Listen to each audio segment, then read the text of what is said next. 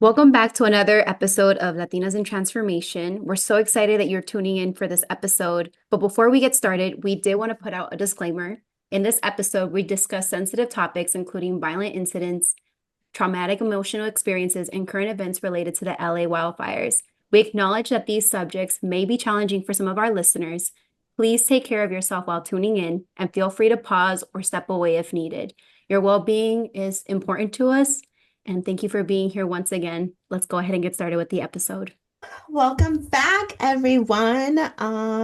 Episode 2 of the year. We're so excited, but also our hearts are a little sad because we are with everyone going through the turmoil and all this craziness of fires in California. So we want to dedicate this episode to those that are feeling not themselves and are finding themselves in a hard situation. um, we wanted to use this platform to help people, like that's what we're here for, right? To help women and everyone feel like they can conquer it all because we can. Um, but the question is always, how do we do that, especially in such a hard situation? Um, I know, Edie, you had this is so dear to you because California is your home. It's your second home or third home or first home, whatever ranking you want to give it. But Yeah, I mean, it's going to be home forever. I mean, I was born and raised in California, specifically in the Bay Area. So, but LA has a very special place in my heart because it is where I drove almost every other weekend with my friends to just go to events, meet amazing people, um, explore the streets, have bomb food, and to see what people there are going through. It's really hard to see that they're losing everything that they cherish. And just the land itself, right? Like seeing how the wildfires are spreading crazy and in sporadic places, and it's unpredictable. So I can definitely sense a lot of the fear, the anxiety, the this like need of wanting to have control, but they can't have it because they have to prioritize safety or they have to prioritize other things to get out of there. And it's really hard to watch, especially opening up Instagram. And that's all I see because most of my friends are out there. So, and most of my community is in California and the West Coast. So it makes it really hard. So I definitely wanted to take this time to honor, everything that's happening there, honoring the land in LA. It's the city of angels. And I feel like, even though it's not the most ideal way to start a year, it's scary to experience a fire, especially a fire that's just spreading like crazy and you don't know where it's going to hit next. But I just want to honor the people that are there, the people that are taking the initiative to prioritize safety, to be with their families and loved ones, for the people who are first responding and taking action and taking the time to put these fires out, for the people who are volunteering and doing the best that they can to raise money or get donations so they can give to the families. Like, I really want to just thank them and honor them for doing what they're doing because it's not easy, especially when panic and fear wants to take over. Yeah. I mean, it's devastating and something that I would encourage all of you to do if it's feeling overwhelming watching the wildfires on Instagram, social media, TikTok, or, on the news, just remembering to take care of yourself and limit how much screen time you're getting, limit how much information you're consuming, because even for me yesterday, I was watching all of the reels on social media. I was watching the news, reading articles, and I was emotional. I couldn't stop crying. It was so hard to watch. And I'm on the complete opposite end of the country, right? And it was still just like hurting my heart watching all of these families losing their home. And it's not just about the home. Similar to what Edie's was saying, is it's the memories that you've created there. It's, some people I know had their like families ashes, or they had, really important things, significant memories like albums and things that they'll just never get back. And so it's really not about like the materialistic things. It's about the memories. These people lost their homes, their lives have completely changed, and it's truly just traumatizing. And all natural disasters are traumatizing, especially when you're directly impacted. And even if you're not directly impacted, um, consuming information on social media, consuming information on the news, you can still develop secondary trauma. And that's really just trauma that's developed in your body from something that you've witnessed. So even if you're not directly impacted. And so my heart is just truly going out to all of the families, and we are here to support you. I'm sure we will put some links and resources in the show notes. And as I'm talking about this, I'm getting teary-eyed because it's Mhm. just really sad. It Yeah. is, and you bring up a good point about like how much exposure you have to it. I get anxious very easily. I get nervous and fearful very easily. So when current events like this happen, I'm all about like what's happening. And this particular time, I was very cautious of protecting my energy. And it's not to say I ignored it, because I still got snippets. You can't help but talk about it. Those around you are going to talk about it, are going to bring it up. At home, we bring it up. So that was my way of staying informed instead of looking at it. It was only until the other day that I allowed myself to get on social media and just look at these videos because I wanted to like be there for them. Like, I don't know, I wanted to feel more like connected, I guess you can say. And so to me it was kind of like, oh, I'm ready to see what's truly like actually happening. Um, because otherwise I knew what it was gonna do to me, so all I could do was pray on my end. But now I can like connect and see, and I'm like, oh my God, this is bad. Especially because I have friends also being impacted and who have had to evacuate. And it's nerve-wracking hearing them be emotional too. So it's definitely a balance of protecting your energy as well, because that's how we can also be supportive. Because think about it, it's like the stronger you are, the more you can help, right? So always being mindful of like where you're at and when you are ready to face what's happening. And I think that also goes for anyone who's actually going through it. If for now you just want to like you had to evacuate, you just don't want to think about it. I think that's okay too. And you you'll know when you're ready to, face it.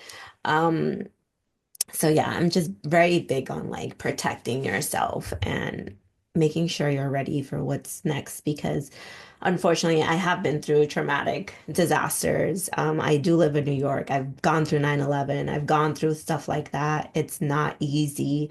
The other day I saw like obviously I'm not too familiar with California, but the size of one of the fires would have like burnt all of Manhattan. And I was like, what? How?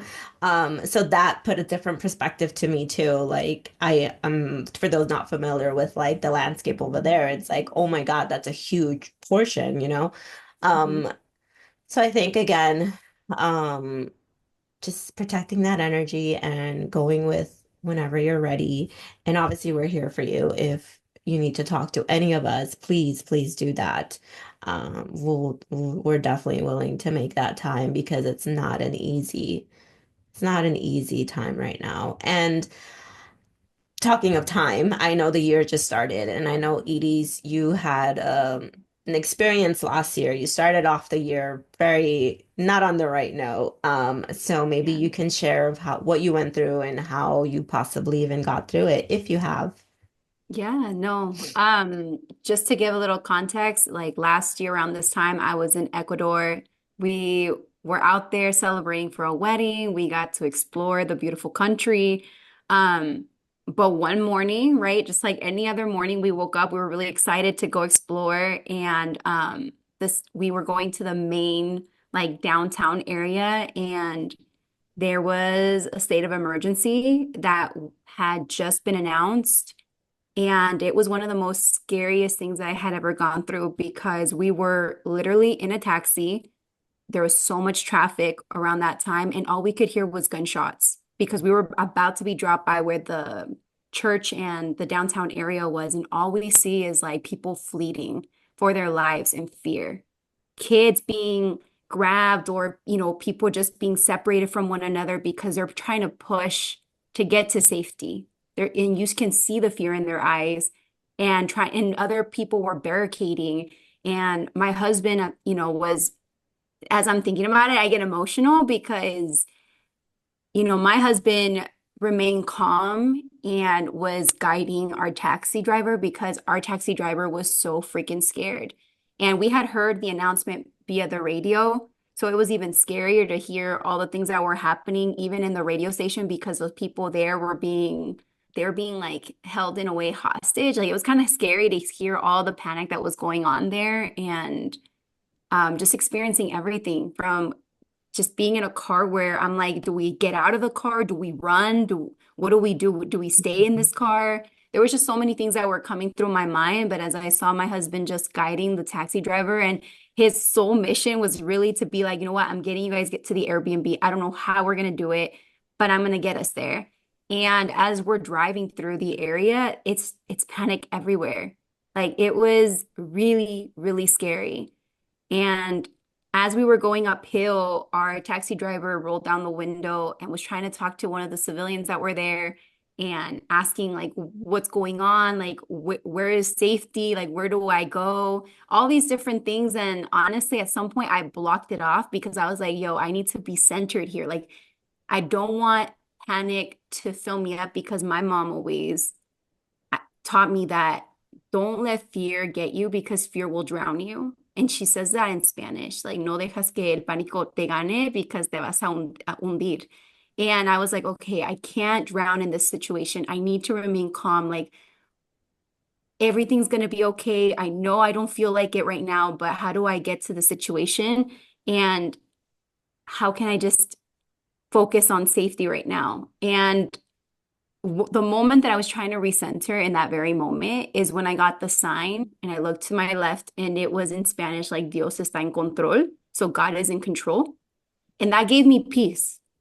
And again, for our followers, you may not be someone who believes in God, but I do believe that there is a higher power. And when we do have faith in moments like these, because in that moment in panic, you don't think about any type of tools. You don't think about anything that you've read in the past.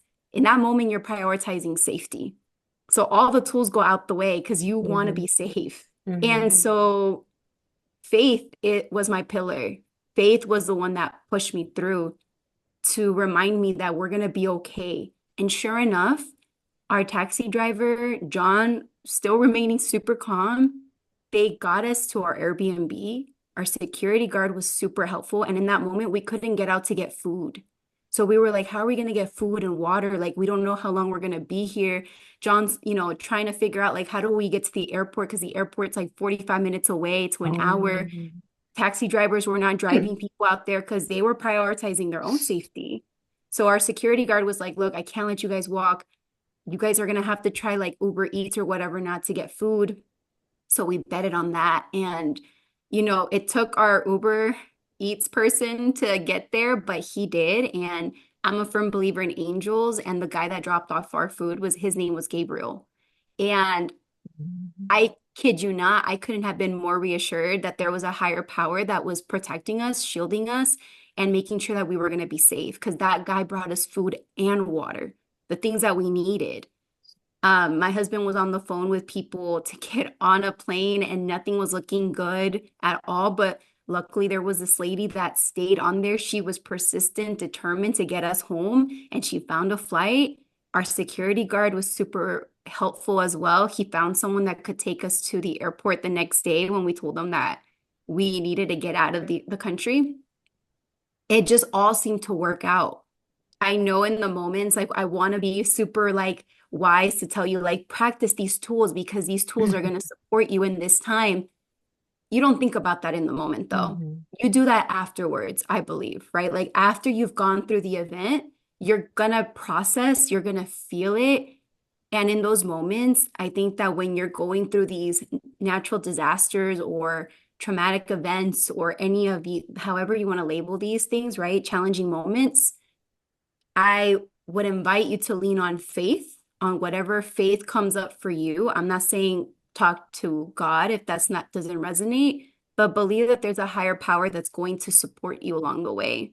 Allow yourself to remind yourself that you're going to be safe and things are going to be out of control. You're not going to be able to control situations because I wish I could have, supported the people around me who separated from their families when they were running away and running in fear and running against cars. Like there was nothing that I could have done in that moment, but focus on ourselves the best way that we could, to focus around with the people that supported us and just remain faithful and think that things are going to be okay. Pray in those moments, be in stillness, prioritize your safety. Because by doing that and allowing fear not to consume me, I know that sounds really like hard to say, but just try to remain calm as best way as possible. Because if you let fear take over, the anxiety take over in situations like that, like my mom says, like you'll drown, Hmm. you'll panic. And I saw what people were going through when they let that overcome them. And let me tell you, it was not pretty. There were people that were slamming each other because they let fear consume them. Kids were getting separated in those very moments outside of it. Don't let fear consume you. Try to lean on to something that's going to give you hope. I think that's the better words, give you hope and to know that you're going to get out of the situation. And there's something that I also have been reading about a lot. And I know it's like a verse within the Bible, and I don't know it by heart, but it's like the quote of the beauty out of the ashes. And I know that right now this is a moment of grief, a moment of anxiety, a lot of heavy emotions. And as we're going through this, I know the last thing some of us want to hear is that it's going to get better, but it really is going to get better. Um, if I think about the results of a fire, like I know it's not beautiful, but it's a time to restore. It's going to be a moment for us to start a new beginning. I know in the moment it's going to be hard, but take your time. I think that's another thing too for the families who have lost a lot already. Take the time to process, cry, Hmm. feel deeply, release all those heavy emotions, and know that in time when you're ready, you will begin anew and good things will come out of the storm. So, because I feel like after we left Ecuador, that really did help me see life in a different perspective. And I think it's amazing to lean on into community in these moments as well. So lean into community, find the supports that you need. But again, do that when you are ready, kind of like what you said, Lupe, because in the moment, you're not thinking about finding resources or doing all these things. You're trying to get to safety. And it's okay to prioritize safety and prioritize feeling hopeful and lean in faith. If for those of you who do follow a higher power, whoever you resonate with. This is the time to do that and connect with your heart, connect with your body, and just move within your own timeline. That's kind of what I have right now in my heart. And I hope that this can serve our community. Because again, I know it's not easy. Even for me reliving the moment that I'm sharing right now about Ecuador, because it was really hard for me to process in the time as well. And it took me some time to reestablish, recalibrate, remind myself that I am safe. And this isn't going to be a one-time thing. This is going to be a daily practice just until you can feel kind of like yourself again and feeling Hmm. like everything around you is quote unquote normal. But you'll get there. Just remember it's a time to just restore and letting this higher power have the control. Because I know a lot of us want the control right now with the wildfires and our homes and our memories, but the memories stay here and in your heart. I know the physical items aren't there, but it will be in your heart. So, yeah, because I remember losing things in a fire too a long time ago. That's like another story for another time, I feel, but things can be restored.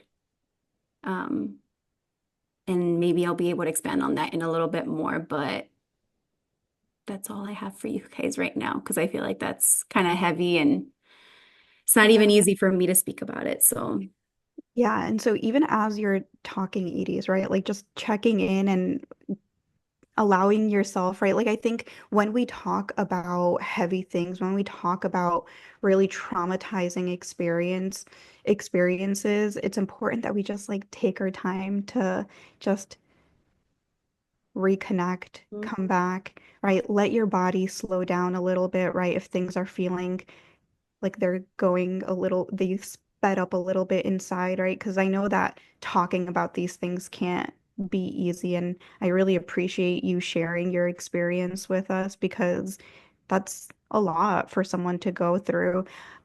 And I know that there will be people who will resonate with your experience, but I know that it's not easy to talk about those experiences. So thank you for sharing that. And to your point about, in those moments, you can't practice somatic tools.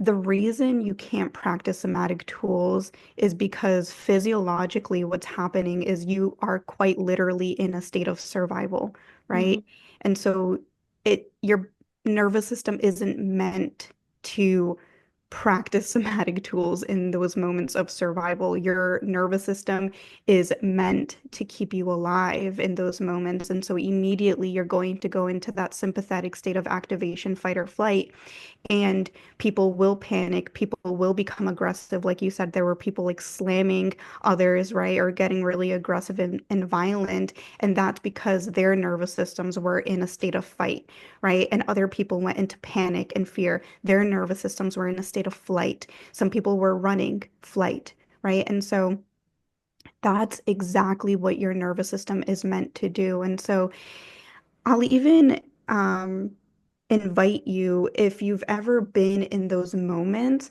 the key isn't to stay calm, but maybe to be present. And you don't have to be calm in order to be present. And if you can be present, you can think a little bit clearer. And so that will sort of like what you were talking about, Edie's, will help you to make those decisions, right? Try to find the safety, try to make the most logical decision. But you can't do that when you're in a state of fight or flight, which is naturally what your nervous system does. And so I don't want to um also shame anyone if you're in those states, right? Because like that is literally what your body is supposed to do. Your body is doing exactly what it's supposed to do, but we just want to see if we can be present, right? Focusing on the thing that's in front of you so that you can take the next step. I also just want to give people permission, whether you've been directly impacted, and I'll be honest, if you've been directly impacted, you're probably not listening to this podcast, right? But if you have family members or friends or people that you know that have been impacted, I also just want to give you permission to not be optimistic and not look on the bright side because that's really hard to do. And I think that it's okay to just like Edie's was saying, just feel whatever you're feeling right now. Give yourself that time to cry and feel the grief and feel the anger, feel the sadness, the anxiety. Just give yourself permission to feel without looking on the bright side. And yes, things will eventually get better because that's just life. mhm, Life will go on, but you don't have to think about that. You don't have to think about the good that will come right now. It's okay to just feel the feelings and be in the discomfort right now. So mhm. I hope that resonates with someone. Um, if you're going through this, or if you know someone who is going through this, and if you're not directly, if you haven't been impacted by it, besides what you've been witnessing on the news or social media, um, fortunately, right? I'll invite you to again just come back to yourself and take care of yourself in the ways that you can, so that you're not constantly being exposed to all of this. Mhm. No, that was well said, Tati. I think you used the words perfectly in the sense of how to describe it, because I would have resonated it as calm, but in reality, it was being present. Hmm. Um, that's what allowed us to move forward. Like if John didn't remain present and knowing, okay, this is what I need to do next, it's not necessarily because he was calm. He was feeling fear and all the things, but he was present. Um, so I'm really happy that you were able to go deeper with that and reframe that word for me because even I didn't know, right? And I think a lot of us we're going to go through emotions where we may not know how to identify it right away, but I think this is why it's so helpful too that when you are ready to process and to you know, work on whatever it is that's going on with you and meeting up with a therapist or a coach or whoever it is that you feel like is your support system after you've processed it on your own time, it's going to help you just identify things a little bit more clear. And understand your body most importantly too, because as you were mentioning that tooth at the end with the descriptions that I gave about my own experience, right? I'm not gonna know exactly like why people reacted the way they did. And for me, it's fear and anxiety, but you breaking it down from a somatic experiencing, just like your own specialty, um, that just brings a lot more clarity. So I do appreciate you sharing that with us and giving us a little bit more context about that. It's just so I'm here, and as I'm hearing you guys talk about this, I'm also like, as you know, I'm a planner, so to me, it's like I can resonate with anyone who like started their year like, I'm gonna do this, I'm gonna do that, I have this coming up this week, I'm gonna start whatever journey, and all that has just been disrupted. Even for my friend who had to remove her kids out of their home, right? Like so Hmm. many schedules, so many people's norms and habits have been completely disrupted. How, I guess I was gonna ask, what would you advise on that? How would you navigate that? But as I was hearing you guys talk about that, before answering that question, I resonate with the being present because when you're just being present, you're not worrying about the next step, at least not yet, right? So when you worry about the present, you worry about like, where am I exactly going to move right now? It's kind of like a game board. And here I go with my analogies, but it's You're like the a analogy game. queen girl. With a game board, you're playing a game. You don't know if you're going to win or not, right? All you can do is worry about where you're going to move your next piece to. Where is the dice going to roll on? Um, and that's all you can worry about, right? So I think it's the same situation where like you had all these plans for the new year, but now they've completely disrupted. But guess what? You can still roll the dice. You can still move your pieces to wherever you need to move them to. And at the end of the day, there will always be a finish line or the next step to the next game or to the next journey that you're going to be on. And at the end of the day, life is journeys of different, just different paths. So right now we're on a different one. We're all on a different one. And even if you're not going through this directly, like if you're going through another situation that your year just started off wrong, know that being present, as these ladies were saying, is is the way to go because we get so caught up in like, oh, it didn't go my way or it started off wrong or Yeah. um don't beat yourself up and um let's not be so hard. And I say that because I'm obviously that way, but being present is so important because it allows you to figure out what your next move is. That's essentially what I'm saying here. But if you No, have any more of to say in terms of like people not starting off the year that the way they wanted, in some cases because of what's happening, and in other cases because it's just not that way. Something else might have happened in their lives. yeah, no, that was really well said, Lupe. And I think that it's very easy for us to get stuck in those feelings when things are not going our way or it's not going the way we projected it to be or visualized it. And we tend to get really hard on ourselves. Or for some of my friends, right, that are impacted by the fire or around the fire, they're like, oh my gosh, see, this is a sign, like my year's gonna be super bad. Mm, And I would welcome you guys or invite you guys to just again, these are just feelings. It's not the reality though. Don't allow that train of thought to consume what the rest of 2025 will be. This is a moment. And kind of like what Tati said, like life is going to keep moving forward. And life is a teacher, you guys. Mother Nature is literally a teacher. And is this convenient? No, it's not. The wildfires are definitely not convenient. It's scary. It's doing all this crazy stuff. It's making people feel all these negative things. But at the end of the day, this is a teaching moment, opportunity. And I know in the moment doesn't feel like it, but I'm kind of speaking on the terms of for those of us who are not experiencing the fire, like what is this teaching us right now? Right. And at the end of the day, it's about taking care of humanity. It's Mm. about taking care of each other. So for the people that are going through it right now, in the moment, that they're not trying to think like, oh, this wildfire is teaching me how to be more optimistic or to know that there's beauty in the ashes. Like, no, like people that are going through it, it's okay to prioritize safety. It's okay to feel your emotions right now. You will have your time to see what this was all about. And at some point, it's going to reveal itself.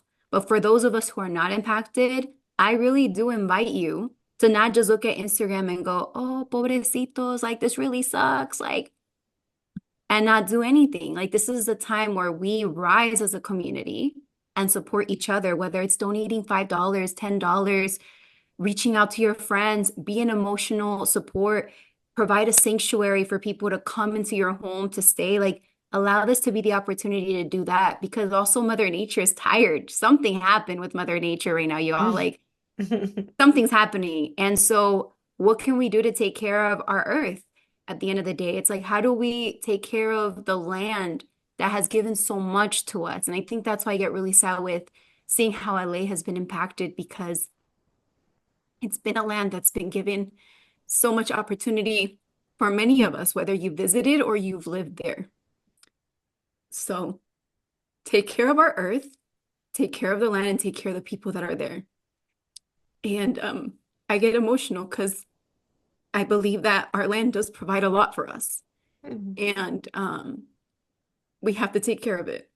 That's why it's our job to see how we can restore it after the wildfires are put out and it's more calm and things are getting better, the air quality gets better. Like, how do we, as just human beings, be more proactive to take care of it? So that way that land is restored. And for the people who had homes there and memories, they can come back to something, right? So that's really important.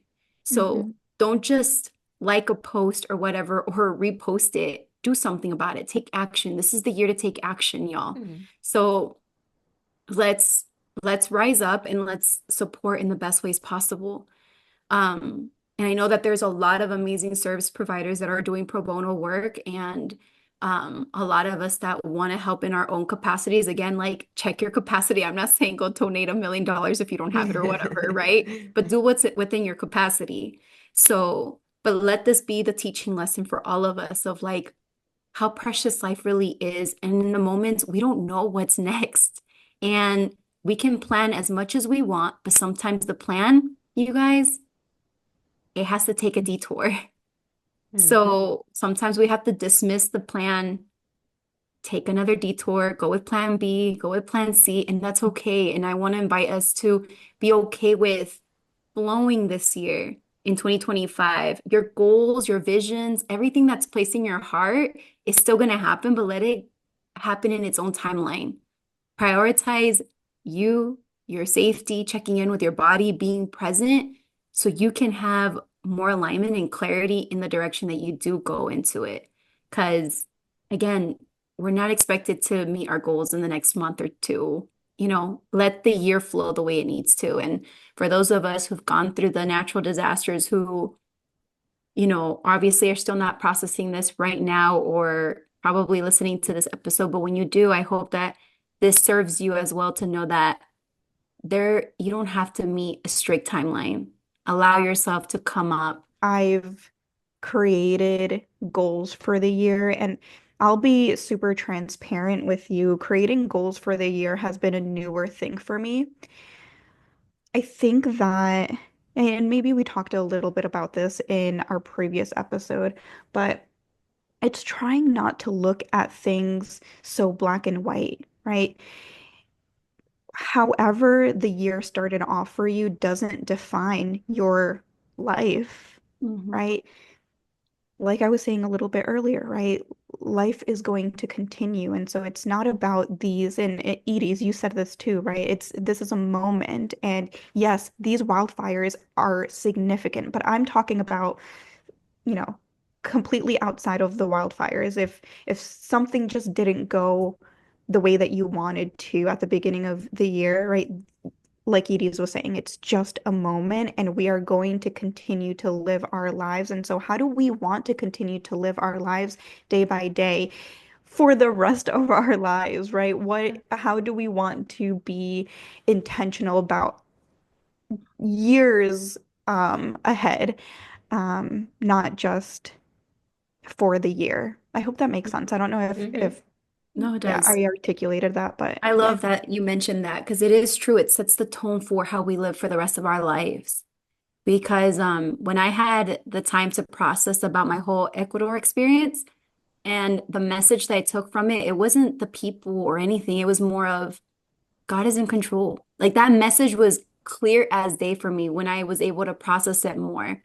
And I allow that to navigate the rest of my life, not the rest of the year. Sometimes is it hard to remember the message? Yeah, but I think it is true though with what you're saying, Tati, is that allow yourself not just through the experiences and what you learn and what you teach, but just when we're experiencing these moments, like ask yourselves, like, how do I want to continue living for the rest of my life? Because again, we can't just ignore these type of things. Natural disasters will continue to happen at some point. Knock on wood, hopefully not soon, and it doesn't impact anybody crazy, but life, Mother Nature has a way of doing things, and we're all going to go through our own personal challenges, even if it's not something big as that, but right, like our daily anxieties, our fears, how to like overcome certain challenges that come in our lives. But we get to dictate and choose the tone of how do I want to live for the rest of my life.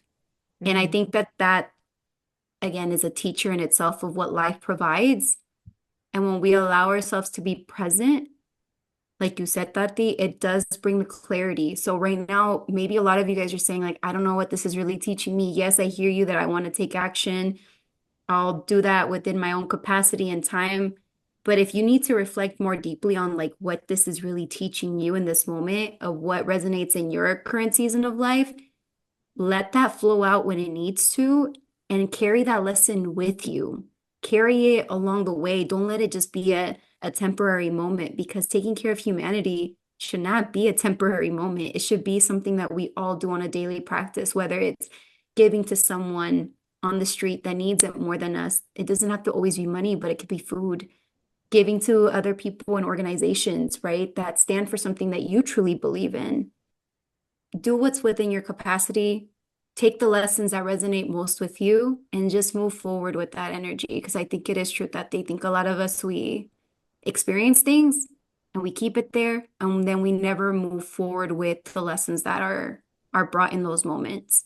And at the end of the day, it's to help you to develop your character, develop your own personal journey of where you go with life. And it just makes us better human beings, y'all, at the end of the day, for each Yeah. other, for our community. There's this saying at my job that we teach our team, and it's slow down to speed up. And Mm, that has always resonated with me because I think that's the biggest lesson I could learn and apply for myself. And it goes hand in hand with what you ladies are saying, which is being present, take it easy, look at what you're going through, learning, whatever it is, take time to reflect. And when you slow down, it's almost like a slingshot, right? Like you slow down back, like you pull it back slowly, and then you poof, you fling up to the forward. Like when you give yourself that time to just slow down, you're more than capable to speed up and go forward into the next step, into your next goal, into your next journey. Which is why I've learned now. I'm also like that. I'm new to setting goals for the year, but I get overwhelmed easily. So I don't do over for the full year. I break it down quarterly. So what can I do this next 3 months? What can I do this week? What can I do next month? Again, slowing down so that by the end of the year, I've sped up. So yeah, that's what I have. I love that. Love I that. love that, Lupe. Yeah, because slowing down is going to bring you clarity and alignment, y'all. Mm-hmm. That's the key. Yeah. That's the That's the key, key. and it will heal your nervous system. Yes. 1000%. I Yes. guess that's why I feel better. Yes. Literally. It's like, oh, yes. Oh my Yeah. God. No. So maybe this would be a great time to end with a slowing down practice. Ooh. If the listeners want to join us, we can just find a comfortable position. Just noticing the support of the seat beneath you, maybe behind you if your seat has a back. And just noticing what's feeling uncomfortable. Maybe you're feeling tension or tightness, or the heart is racing. Just acknowledging that there are parts of your body that are feeling uncomfortable. And then beginning to bring your awareness to the parts of your body that are feeling pleasant, supported, safe, or maybe just okay.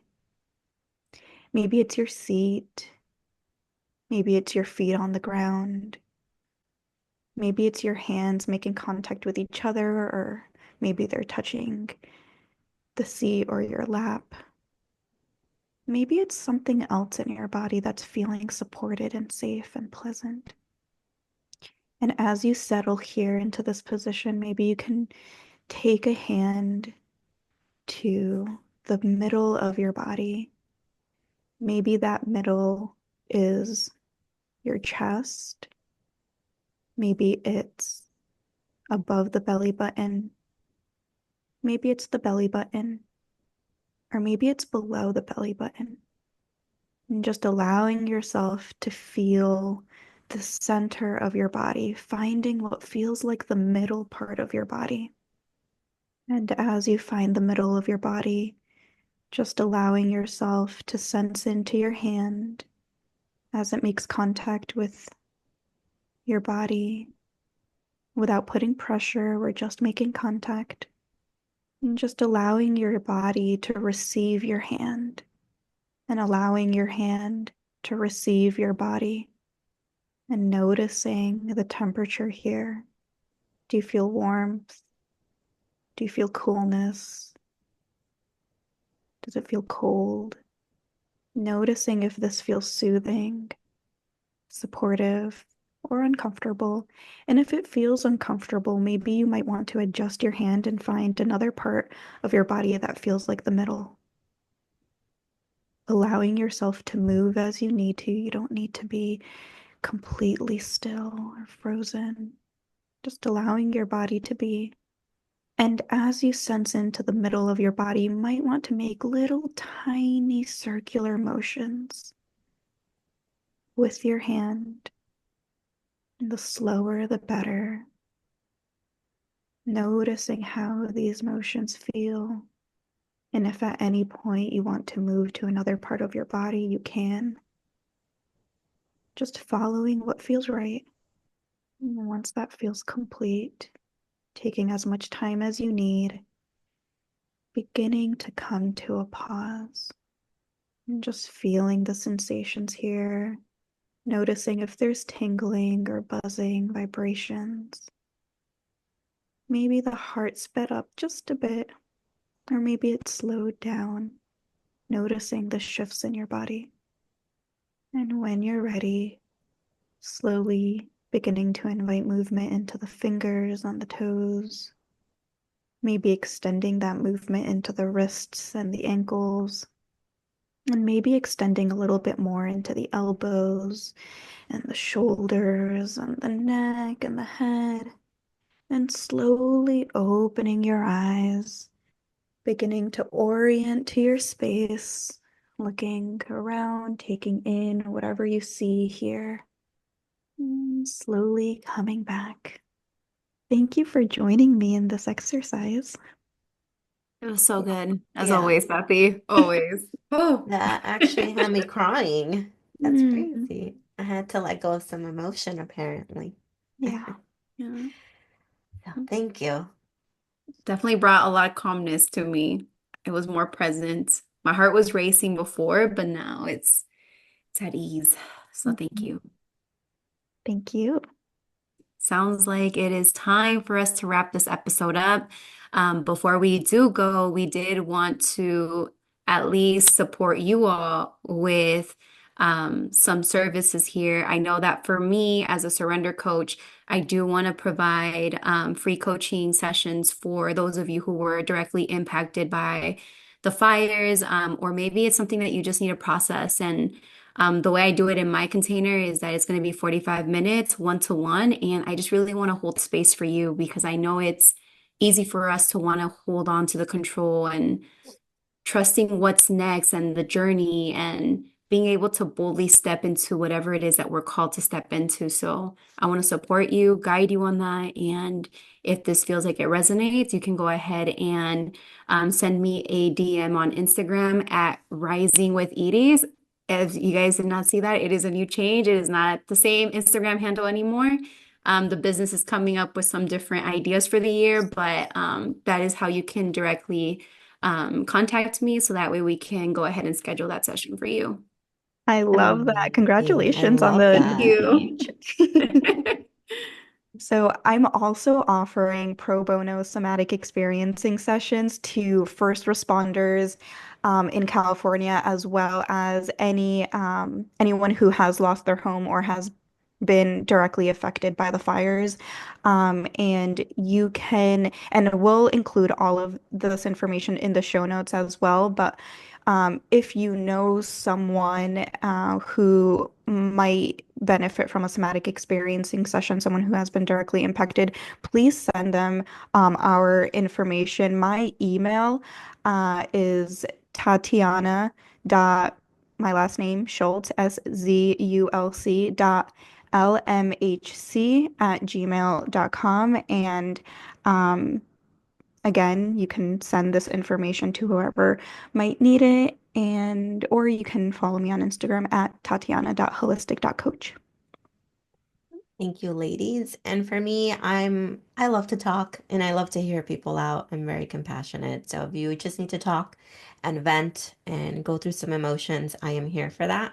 But also if you started your year off on the wrong foot or you feel like you did and you need some guidance on some health coaching and getting back on that health journey, I am here for you. I am all about that. I am on the same journey as you. And you can find me at Healthy Lupe on Instagram. Thank you so much, ladies, for being here. Again, we are sending so many prayers, so much healing, so much strength, so much hope your way. And just know that we're here for you. And just remember to stay lit, and we'll see you guys really soon. We love you guys very, very much. Bye. Bye.